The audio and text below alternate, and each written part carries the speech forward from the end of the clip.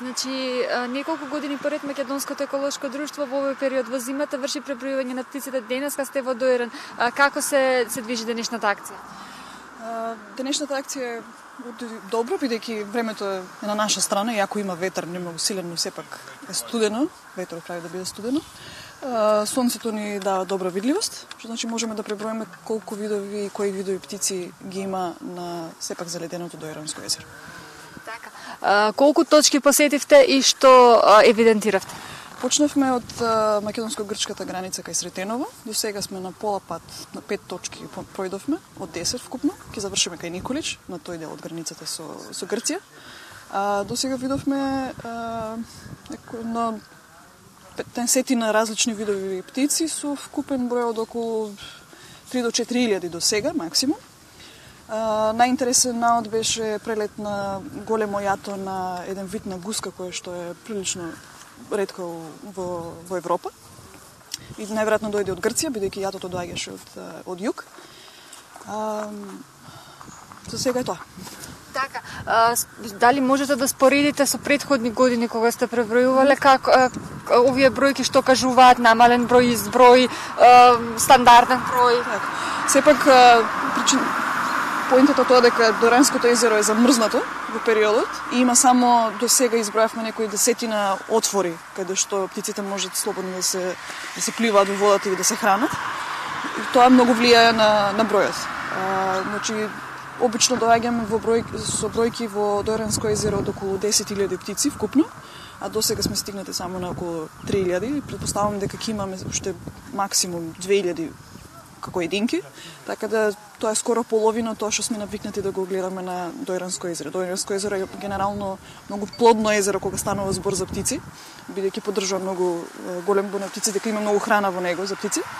Така да мразот сепак си го направи своето и временските услови се го направија своето. Но едно нешто што забележавме на терен е дека има многу чаури од испукани куршуми, што значи дека сепак се лови иако оваа сезона кога поприлично во такви студени и како да кажем, неподносливи услови не само за луѓето, туку и за птиците, сепак се пука и се врши уште еден притисок врз птиците кои што сепак се трудат некако да преживеат на ова време. Така. Забележавте ли угинати птици? Да, имаше многу и се уште наоѓаме. Ние собравме неколку примероци, бидејќи сакаме да истражиме дали станува збор за некоја евентуално птичи грип или сепак станува збор за умирање од изгоднување и студ. И се надеваме дека со тие наоди ќе можеме да пристапиме пред локалните и националните власти за да се превземат некакви активности за да се помогне на птиците во овој период. Дури езерото е заледено. Така, кои се најчести птици, можете да ми спомнете неколку видови со што се хранат, значи во овој период што им е храна и дали сепак студот им влијаел за да се намали прехрана? Најмногу во сите 8 години наназад дури правиме редовно мониторинг на зимски птици на Доиранско езеро, секојаш најмногу има лиски, тоа се црни птици кои што се хербивори, значи се хранат со подводни тревни со подводни тревести растенија.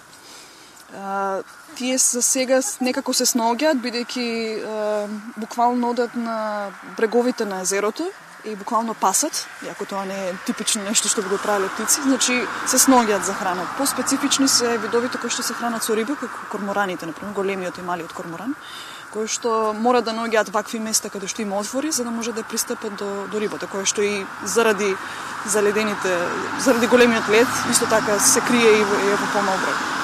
Така да немањето простор каде да пливаат и каде да наоѓаат храна овие видови, без разлика дали се хранат со риба или со растенија, е проблем и се гледа во бројноста на единките од овие видови птици кои што ги гледаме тука во Доиран денес.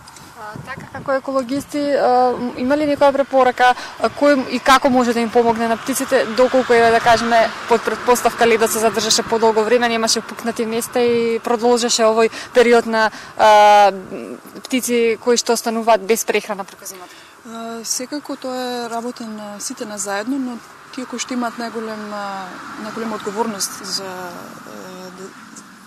да направат нешто за птиците сме ние еколозите и секако во соработка со локалните и со националните власти, бидејќи без нивна дозвола ние не можеме да направиме прихрана или да направиме вештачки дупки и отвори во езерото, што би им помогнале, како начини на кои што би им помогнале на птиците да се снајдат во овој период, дури е така зледен. Така што не можеме да кажеме дека се само едните или другите, туку треба две страни, три страни во случајот заедно да работиме.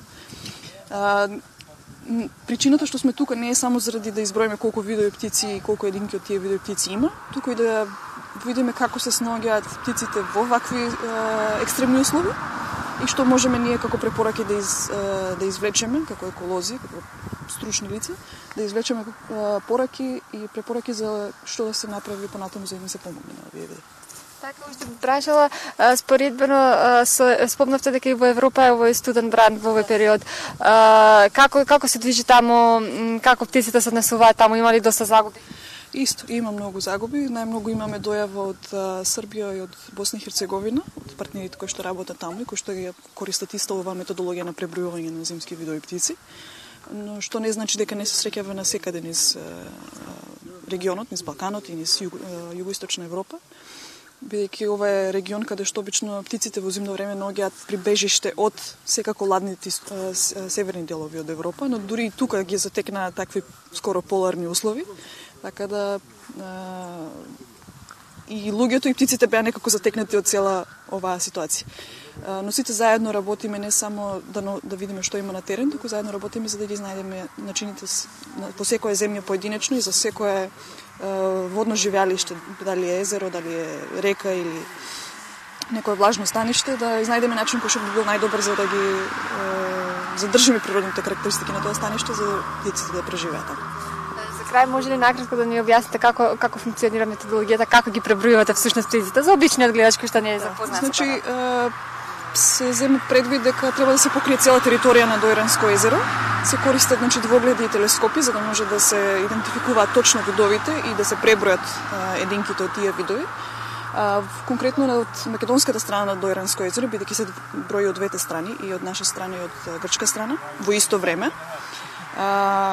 Македонската страна има 10 точки, кои што околу 85% го покриваат езерото од македонска страна. Единствено нешто што не можеме да покриеме е централниот дел на езерото, каде што и телескопите не можат да достигнат со толкова јачина и со толкова прецизно за да одредиме кои видови птици, за кои видови птици станува збор. За наша среќа обично таму нема многу видови птици, нема многу единки, обично стојат покрај брежјето. И битно исто да се нагласи особено на вакви прекогранични или влажни станишта, езерото конкретно, што го делиме со две држави, да се прави мониторингот паралелно од двете страни, бидејќи со тоа ќе се избегне шансата да има дупло броење.